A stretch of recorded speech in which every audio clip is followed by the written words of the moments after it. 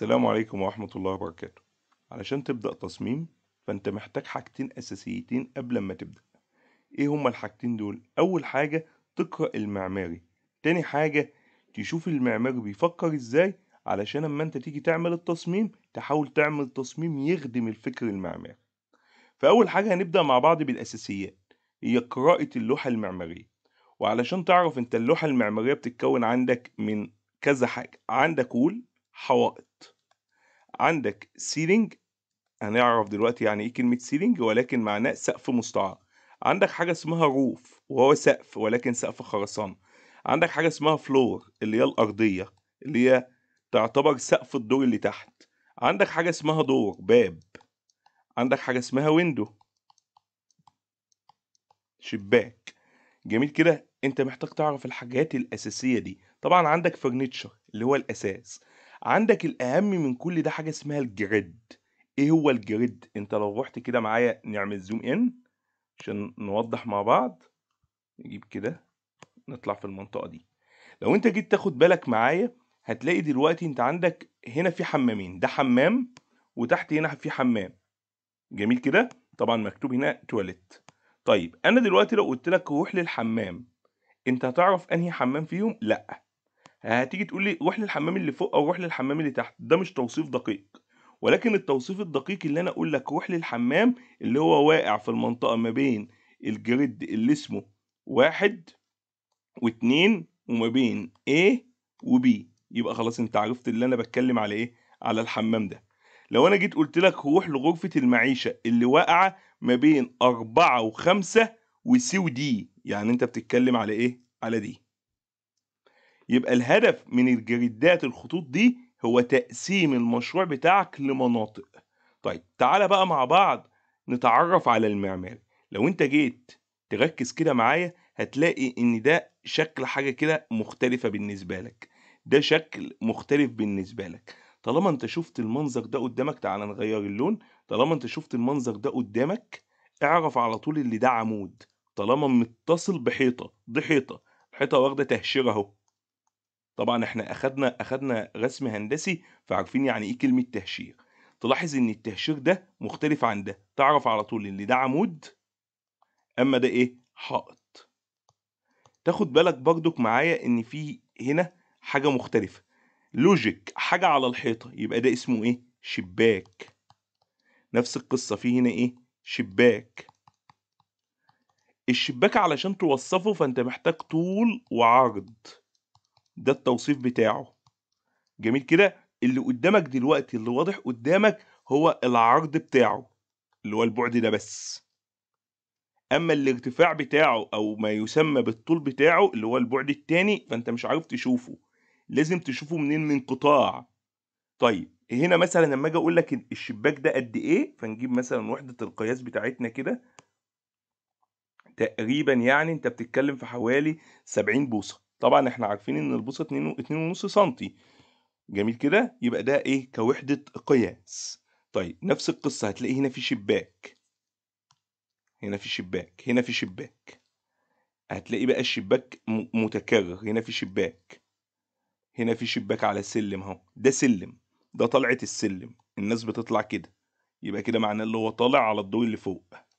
ده حاجة اسمها فويد، يعني تجويف، فراغ فاضي، اللي هو بيتقال عليه ترابزين السلم. جميل كده. ده باب، بس ده باب ضلفتين، 2 ضلفة. جميل كده. احيانا بيبقى في بواب سلايدنج اللي هي يعني بتبقى عامله بالمنظر ده، وتلاقيها كده اللي هي بتتفتح كده جر، باب بيتفتح جر. جميل، ده عندك هنا باب ضلفه واحده. طبعا انت عارف اتجاه فتحه، ده القايم بتاعه اللي هو بيتفتح على الحيطه. جميل كده. عندك ده طبعا ده فرش، كل اللي قدامنا ده فرش، اللي هو واضح قدامك ده يعتبر فرش. تمام كده، اهو ده فرش، ترابيزة وحواليها كراسي. ده أحواض وجه، ده حوض وجه ومتكرر هنا 3 وجوه متكرر 1. ده WC اللي هو WC اللي هو الوتر كلوزد أو ما تسمى عندنا باللغة العامية القعدة. عندك هنا نفس القصة، ده شاور، بس شاور هنا كابينة، عشان اعمل له هنا باب، حيطة يعني ازاز، وده باب بيفتح اهو، فدي اسمها كابينة، اللي هو بيخش بيبقى ده حائط ازاز. عندك ده الدبليو سي، وعندك ده لافاتوري برضو اللي هو ما يسمى بالحوض. عندك دي شاشة، عندك ده سرير طبعا، وده كومودينو يمين وكومودينو شمال، وعندك ده مكتب وده كرسي. ونفس القصة الباب برضو، بس بيفتح على الاتجاه ده. وارد هنا المعماري كان ممكن يشغل دماغه، وكان يقوم راح عامله جر ويخليه يفتح على الحيطة الميتة ده اهي، اللي هي الحيطة ده اهي، يخليه جر بدل ما هو يفتح بالمنظر ده، علشان هو هنا مش حاطط دولاب. كان المفروض لا، بس هو انا عامل هنا دريسنج، لا منساش هنا عامل دريسنج، دي اسمها غرفة الدريسنج. من غرفة الدريسنج بتقوم راح داخل على ايه، على الحمام. طبعا ده المدخل الرئيسي بتاعك، ده السلم الرئيسي اللي بيطلعك للفيلا او الشقة اللي عندك. طيب طبعا انت كده عرفت ان دي حوائط، انا محتاج اعرف سمك الحيطة، فانا بقيس سمك الحيطة. سمك الحيطة بسيط، يعني انا لو قمت رايح عملت زوم ان كده، سمك الحيطة بقيسه من هنا، هنجيبه تاني بس الأداة، بنقيسها كده، كده سمك الحيطة. تمام، طبعا انا خليتها زيادة حبتين اهي بس كده. تمام، اللي هي حوالي 10 بوصة، يعني حوالي 25 سنتي. وده الطبيعي بتاع الحوائط، بيكون سمكه حوالي من 25 ل 30 سنتي. فده الحيطة. عندك اللي تحت دي أرضية، طبعا في فوق بيبقى فيه سقف حاجة اسمها سقف مستعار، وفوق السقف المستعار بيبقى فيه سقف خرسانة. السقف المستعار ده اللي هو بيتقال عليه جبسون بورد، اللي هو بيتعمل فيه ديكورات وشوية حركات كده في السقف بتاعك. وفي بعض الأحيان ما بيبقاش فيه فيه سيلينج، يعني مش لازم في كل مشروع تلاقي فيه سيلينج، لا، مش شرط خالص. السيلينج ده حاجة مودرن كده، اللي انت بتقوم رايح حاطط جبس في السقف وتعمل فيه شوية حركات بقى، سبوتات إضاءة وخلاف. والكلام ده احنا هنعرفه في السلايدات الجاية. لو احنا جينا هنا بقى نشوف مع بعض، هتلاحظ معايا ان ده حاجة اسمها السيلينج بقى، ده اسمه السقف المستعار. السقف المستعار ليه انواع كتير، يعني من ضمن الانواع بتاعة السقف المستعار حاجة اسمها الفولس سيلينج 60 في 60. يعني ايه 60 في 60؟ ده تعتبر بلاطات 60 في 60 قدامك، كل دي بلاطات 60 في 60. البلاطات دي ممكن تكون جبس، او ممكن تكون صاج مدهون الكتروستاتيك. يعني ايه مدهون الكتروستاتيك؟ دي طبقة حماية للدهان، بتخلي الدهان ما بيقشرش، بيخش افران وخلافه. بس طبعا البلاطة دي بتكون ضعيفة. يعني ايه ضعيفة؟ ورقيقة خالص، يعني ما ينفعش تشيل فيها حاجة، ما ينفعش حاجة تقعد عليها. اللي بيثبت في السقف الخرسانة. يعني اي حاجة ماشية فوق هنا، خلي بالك ان السقف ده فوقيه فراغ. جميل، يعني انت عندك بيكون في سقف ده يعتبر الروف، وده السيلينج السقف المستعار، بيبقى طبعا سمكه رفيع خالص. وطبعا دي الأرضية بتاعتك اللي هو ما يسمى بالفلور. وعندك هنا طبعا هنا حيطة، وهنا عندك ايه، هنا حيطة. فاللي باين قدامنا ده هو ده اهو، ده اللي باين قدامك اهو، اللي هو ده السيلينج اللي باين قدامك. ففوق هنا ده فيه فراغ، تقدر تمشي فيه اي حاجة وتخفي فيه شغلك. لو في عندك مواسير، عندك اي حاجة بتمشي فوق هنا. فطبعا ما ينفعش اي حاجة ماشية فوق هنا تثبت على السقف ده، عشان السقف ده ضعيف. السقف ده بيكون متثبت بوايرات في الخرسانة من فوق، وايرات يعني سلك متثبت متشال كده، كل متر وعشرين تلاقيه عامل لك واير وشايله في السقف الخرسانة من فوق. طبعا كأنك بتعلق برواز في حيطة، بتخرم وبتعمل حاجة اسمها فيشر، وبتثبت فيه الوايرات دي. فطبعا السيلينج اللي قدامك ده ضعيف، ما ينفعش تشيل عليه حاجة، علشان محدش وهو بيصمم او قدام، انا بتكلم لقدام، يقوم راح الاقيه حاطط لي حاجة ثابتة على ده، يقول لي اصل السيلينج هو اللي هيشيله. لا، ده السيلينج شايل بالعافية الكشاف والمخرج ده، يعني بالعافية. ده كشاف اهو 60 في 60، وده مخرج برضو حاجة اسمها مخرج هواء 60 في 60، هنتعرف عليه ايه قدام. فالسيلينج ما بيعرفش يشيل حاجة. جميل كده، ده اسمه ايه، 60 في 60. لو انت جيت تلاحظ هتلاقي انت اما هتيجي تصمم، ما انا قلت لك لازم تقرأ دماغ المعماري. اما انت هتيجي تصمم دلوقتي، هتصمم على ايه؟ هتصمم على اللي يخدم التفكير المعماري. وايه اللي يخدم التفكير المعماري دلوقتي؟ اللي انت تعملي مخارجك تكون مناسبة على شكل البلاطة. فالبلاطه دلوقتي 60 في 60، فانت المخرج بتاعك هيبقى ايه؟ 60 في 60. خلي بالك مش شرط بكررها اهو علشان ما تنساهاش قدام، والله هتنساها. مش شرط بكررها للمره الثالثه اهو ان البلاطه تكون 60 في 60 يبقى المخرج 60 في 60. لا، الكونسبت عندي اللي هو يكون حاجه مربعه.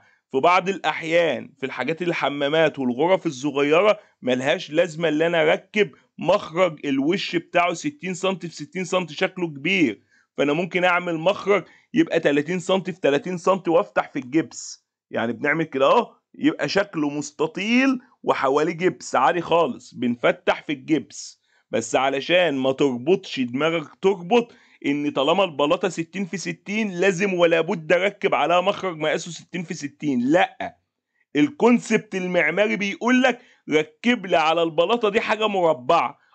طبعا يفضل اللي تكون 60 في 60. ليه؟ علشان ما تعبش الصنايعي بتاع الجبس يقعد يفتح لي فتحه 30 في 30 في بلاطه 60 في 60. وصلت؟ انا بديك كل الاحتمالات والسيناريوهات اللي جايه قدام. طيب نكمل مع بعض. ده بقى شكل سقف مستعار، بيتقال عليه سقف مستعار مودرن. الطراز بتاعه مودرن، ما انا قلت لك لازم تفهم دماغ المعماري. فيجي الباشا بقى يقوم راح شايف الجبس بالمنظر ده، او شايف الجبس ده بيتقال عليه مودرن فلات. لو انت جيت تاخد بالك هتلاقيه فلات كله منسوب واحد. اما ده مودرن بس متدرج، يعني ده منسوب، ده ليفل، ده ليفل، ده ليفل، 3 مناسيب. تلاحظ اللي فينا حاجه اسمها بيت نور، ده اسمه بيت نور، ده اسمه بيت نور. بيت نور يعني بيحط فيه شريط ليد من جوه، مهندس الكهرباء بيحط فيه شريط ليد، تلاحظ اللي هو منور اهو، فده اسمه بيت نور. طبعا انت مش شايف الشريط عشان هو بيكون مخفي من جوه، والتفاصيل المعماريه دي هنبقى نتكلم فيها ايه قدامه واحنا بنصمم. انا بس بفتح لك دماغك، بفهمك الدنيا ماشيه ازاي. فطبعا حاجه زي دي تيجي انت بقى حضرتك تقوم حاطط لي مخرج 60 في 60، يبقى انت معلش بتهد الكونسبت المعماري بتاعه. انت كده معلش مهندس ميكانيكا غاوي تخلي مهندسين عمارة يغلطوا فينا، يقولوا اللي احنا من الاخر كده ما بنفهمش. ليه؟ علشان انت مش مكلف نفسك اللي انت تقرأ الكونسبت المعماري بتاعه. الكونسبت المعماري بتاعه بيقول لك انا عامل لك هنا حاجة اسمها ايه؟ شريط. تاخد بالك كده، انا عامل لك هنا شريط اهو. الشريط ده مخليهولك لونه غامق مثلا او ايا كان، او مش عامل حتى شريط، بس تلاحظ ان الكونسبت بتاعه اهو اهو. فانت ساعتها بقى اما انت تيجي تبني الكونسبت الديزاين بتاعك تدور على مخرج هواء يبقى مستطيل بحيث اللي يتماشى مع الكونسبت بتاعه. اما انت تقوم راح حاطط لي مخارج الهواء بتاعتك هنا مثلا بشكل مستطيل اهو اهو، بشكل مستطيل، تمشي لي مع نفس المسار ده. نفس القصه هنا، تحط لي المخارج كده وتحطها لي برضك في الاخر كده وتحطها لي كده، ونفس القصه في الواجهه الاماميه. يبقى انت دلوقتي عملت ايه؟ رميت هوا بس حافظت على الكونسبت المعماري. اصل خلي بالك، اهم واحد في الموضوع ده كله هو بتاع عماره. عماره هو اللي هيسلم شكل السقف. فما تقولش بقى ولا الديزاين بتاعي ولا كميه الهواء بتاعتي ولا الكلام ده. بص خلينا متفقين، اهم حاجه الشكل الجمالي هنا في حته السقف. العب براحتك فوق، المهم تحت تختار لي مخرج هواء يتناسب ويتماشى مع الديكور المعماري. فعلشان كده انا بديك تخيل لاشكال مختلفه من انماط السقف المستعار علشان تفهمها. ده طبعا ده جبسون بورد، ده كله جبسون بورد، دي بتبقى اسمها الواح جبسيه. بتبقى ناشفه شويه بس طبعا نفس الكونسبت، ما ينفعش يتشال فيها حاجه. جميل كده، احنا بنخبي شغلنا فوقيها. وصلت؟ يبقى هنا الكونسبت بتاعك اللي انت تبنيه لازم يبقى حاجه مستطيله. جميل كده. بالله عليك ينفع تقوم راح حاطط لي في النص هنا مخرج مثلا مربع؟ انت كده خربت الدنيا، خليت منظر المعماري بتاعك ما شاء الله عليه حاجه يعني كده ما يتبصلهاش. طيب تعالى بقى نكمل مع بعض. ده نوع سقف مستعار تاني اسمه بالك هيد. يعني ايه بالك هيد؟ الكلام ده بيحصل في الاغلب يعني في غرف النوم الفندقيه او في المطاعم او في اي مكان مش عايز انزل بمنسوب السقف المعلق. لو جيت تاخد بالك معايا هتلاقي ان ده منسوب وده منسوب تاني، وفي ما بينهم نازله. بص بص بص بص اهو، نزلت اهو، ده ليفل وده ليفل. فهو دلوقتي كان في امكانه اللي هو يخلي المنسوب بتاع الاوضه كله على المنسوب الواطي ده اللي هو اوطى منسوب اللي هو ده، ولكن هيعمل ايه في الاوضه؟ هيخنقها، هيخلي الارتفاع بتاعها قليل، انت ترفع ايدك تلمس السقف على طول، فانت تحس ان انت مخنوق. والمعماريين دايما اهم حاجه يعملوا لك تصميم يريحك وانت قاعد جواه. مش احيانا كده انت بتخش الاوضه تقول انا حاسس ان انا مخنوق، نفسي مكتوم. ما انت نفسك مكتوم يعني عشان حجم الهواء جوه الاوضه قليل. يعني ايه حجم الاوضه؟ يعني ارتفاع الاوضه قليل. فهم بيعملوا ايه؟ عايزين يكيفوها بنظام تكييف مخفي، يعني انت ما تشوفش التكييف، ما تشوفش المكيف، وفي نفس الوقت مش عايزين ينزلوا المنسوب بتاع الاوضه كلها، فيقوموا عاملين لك حاجه اسمها بالك هيد. يعني ايه بالك هيد؟ يعني يجوا لك على منطقه وينزلوا لك فيها المنسوب، بس باقي الاوضه يبقى المنسوب بتاعها ايه؟ المنسوب بتاعها عالي، يبقى المنسوب هنا واطي اهو، اما المنسوب هنا ايه؟ عالي. فانت تحط حضرتك هنا مكنه التكييف بتاعتك وترمي هواء على اللي قاعد هنا على السرير. جميل كده. فالهواء بيترمى منين؟ اهو، شايف اتجاه رمي الهواء من هنا، دي اسمها جريلا، هنعرف اسمائهم قدام. دي اسمها جريلا، بتطلع الهواء بالمنظر كده اهو، والراجع بيتاخد من تحت اهو، هتلاقي في جريلا برضك في البطن هنا، دي الراجع، عشان طبعا اي جهاز تكييف لازم تطلع منه هواء، فبيبقى له ايه؟ فبيبقى له دخول تاني. فسيبك من الفهم الميكانيكي دلوقتي، ده مش هدفي خالص. يعني انا مش هدفي تفهم الهواء بيطلع منين وبيخرج منين، انا كل هدفي اللي انت تفهم اللي انت هتحط شغلك فين. هتحط شغلك في المكان اللي فيه بالك هيد اللي هو فيه هبوط، والتكييف بتاعك المفروض هيرمي بالجنب بالجريلا بالمنظر ده. هتيجي تقول لي ينفع هنا تحط بقى مخرج 60 في 60؟ هتحطه فين اصلا؟ يعني هتحطه فين وهيبقى شكله عامل ازاي؟ ده نظام تاني اسمه ايه يا اخوانا؟ اسمه البالك هيد. طيب تعالى بقى نروح في نظام الفلل. نظام الفلل معانا بيعملوا حاجة اسمها هيدن جريل، والكلام ده في دول الخليج تحديدا السعودية، باعتبار ان انا اشتغلت مشاريع كتير في السعودية فحفظت النظام بتاعهم. النظام بتاعهم بقى يقول لك ايه يا باشا؟ يقول لك انا عايز اكيف. طبعا هو اغلب شغله بيعمله لك فلات، بيعملوا لك مودرن نضيف كده، مش شغل البهرجه. ما بيحبوش شغل البهرجه واللي انت تقعد تعمل لي رسومات في السقف وحركات في السقف، لا، البساطه حلوه. يقول لك انا هعمل لك السقف بتاعي فلات بالمنظر ده، واحط لي فيه شويه سبوتات على شويه ليدات، الحاجات الدلع دي. طب التكييف يا معلم، انا عايزك تكيفه لي تكييف مخفي، اللي قاعد تحت يبقى متكيف بس مش عارف الهوا جاي له منين. فاحنا بقى بنقوم رايحين عاملين ايه؟ بص بص بص بص، شايف الحته اللي في الجنب ده اهي؟ شايف الحته اللي في الجنب دي؟ الهوا بيرمي عليها اصلا، يعني الهوا بيطلع كده وينزل يكيف الناس، ويقوم راح راجع، بيبقى في الناحيه التانيه في حته نفس الفتحه ده بالظبط، يقوم راح لافف وراجع تاني. فانت دلوقتي عندك هنا في حاجه اسمها جريلا برضك مستطيله، بس انت طبعا مش شايفها، بترمي على ايه؟ بترمي على الحيطه. يبقى ده كونسبت تاني مهم جدا للناس اللي بتصمم فيلل في دول الخليج.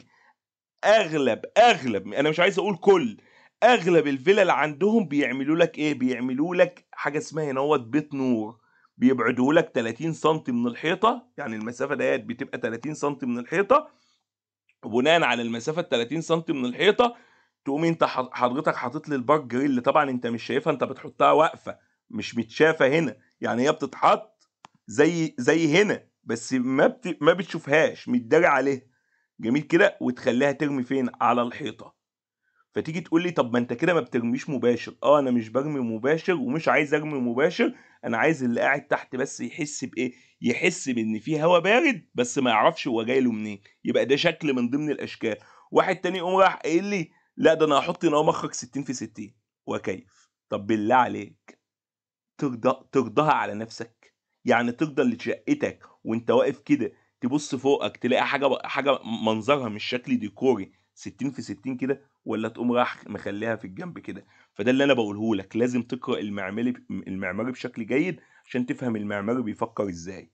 طب تعالى بقى نروح على اخر كونسبت عندنا، وهو نظام الاوبن سيلينج. والنظام ده بيتقال عليه اندستريال ديزاين، تصميم صناعي. هو من الاخر كده افتكاسه جديده من المعماريين عشان يوفرهم. يعني ايه عشان يوفرهم؟ ما عادوش بيعملوا سقف مستعار. يقول لك هو الشغل اللي فوق ده شكله وحش، لا مش شكله وحش، انا هدهنهولك. هدهنهولك احمر، هدهنهولك ازرق، هدهنهولك اخضر، هدهنهولك اسود، هدهنهولك ابيض، واخلي لك شكله حلو ومنظم، ومش هعمل سقف مستعار. فانت تلاحظ ان شغلنا ايه؟ شغلنا باين اهو. ده مكان التكييف هنتعرف عليها قدام، متعلقه اهو في السقف الخرسانه، متعلقه اهو في السقف الخرسانه. ده عندك ضغط اهو تكييف اهو، هتلاقيه برضك متعلق في السقف الخرسانه، ما ينفعش يتشال في الهواء، بس في سبورت انت مش شايفه. ده عندك مكان التكييف اهو. عندك دي دلايات او بيتقال عليها نجف مثلا ككهرباء. عندك ده ليد. كل الكلام ده تلاقيه متعلق في السقف الخرسانه اللي فوق ده اهو. عندك ده سقف خرسانه، يعني اللي انا بعلم لك عليه ده سقف خرسانه، كل ده متثبت في السقف الخرسانه. احنا بقى كنا بنعمل ايه؟ كنا بنداري على الكلام ده بسقف مستعار. قال لك لا لا لا سيبهولي. فده نظام جديد اسمه ايه؟ اندستريال ديزاين. علشان اما انت يجي لك مشروع يقول لك مفيش فيه سقف معلق، عادي خالص يا باشا، اهو قدامك اهو منظر مركب لك نوعين تكييف اهو في المكان من غير سقف مستعار. يبقى بلاش تقفل دماغك ان انت لازم تخبي حاجتك، لا انت لازم تبقى عامل ابديت بكل جديد. انا كده عرفتك على اغلب انواع الاسقف المستعاره. اشهر نوع هو طبعا ال60 في 60 اللي انا شرحته لك في الاول، وبيجي من بعده طبعا الجبسون بورد فلات. طبعا الاندستريال ديزاين ده انت بتلاقيه بنسبه 90% مطاعم ومحلات تجاريه، علشان ما بنهتمش. طبعا ده احنا ما ينفعش نعمله في بيوتنا، ولكن لما نعمله في مطعم هنعمل ده في مطعم نسميه اندستريال ديزاين، نرد عليه تحت بشغل اندستريال وشغل خشبي وشويه حركات من دي معماريا يعملوا علاقه ما بينهم وما بين بعضهم، الدنيا تظبط. اما الكلام ده انت ما ينفعش تعمله عندك في البيت، الدنيا مش هتبقى ايه لطيفه. وبكده انت تكون قرأت معماري وفهمت دماغ المعماري.